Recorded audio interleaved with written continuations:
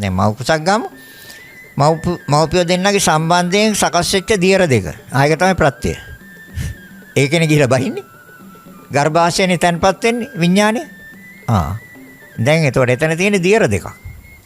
ඒක පඨ වියාපෝ තේජෝ වායෝ වර්ණ ගන්ධ රස ඕජා. සුද්ධාෂ්ටක කලප ඒකේ තියෙන්නේ.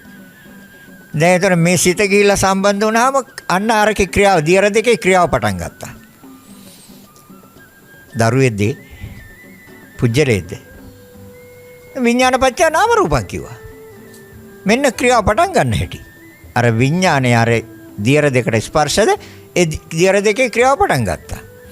කර්මය බලවේගයත් එක්ක එන්නේ අන්න දියර දෙකෙන් හැදුවා නාසයක්. අන්න හැදුවා කන් දෙකක්. අන්න හැදුවා ඇස් දෙකක්. අන්න හැදුවා කටක්. අන්න හැදුවා අතපය ශරීරය අන්න හැදුවා.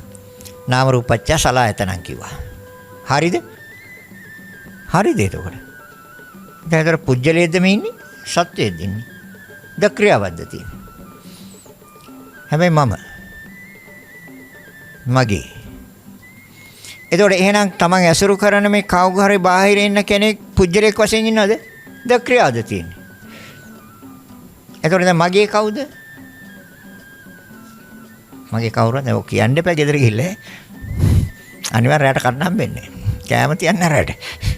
ඒ මගේ අම්මගේ නෙමෙයි නම් අපි මේ ඉන්න කරු අම්මා එහෙනම් ඒ කවුරු හරි ඉන්න දිහාට යන්න කී. ඒ මගේ නෙමෙයි කිව්වොත් නෑ එහෙම කියන්න වෙනවා. ඒ සම්මුති ලෝකේ. හැබැයි ධර්ම අවබෝධය තුළ එයා දැනගෙන ඉන්නේ මේ කෙනෙක්වත් මගේ නෙමෙයි කියලා එක්කෙනෙක්ගේ ජීවිත නැති වුණා කියලා අඬන්නේ එයා. මගේ හින්දා නේද අඬන්නේ? මගේ කරගත්ත ගමන් තමයි අඬන්නේ. නැත්තම් අඬන්නේ? අර නිවැරදි දර්ශනය තුළ ශෝක කනගාටු දුක්ඛ දෝමනස්යන් නැති වෙනවා කියෝ හේතු හින්දා. අවබෝධය තුළ. අඬන්නේ. නිස්සෝක. රහතන් වහන්සේ අඬනවද? එයි දන්නා මොකද්ද මේ උනේ කියලා.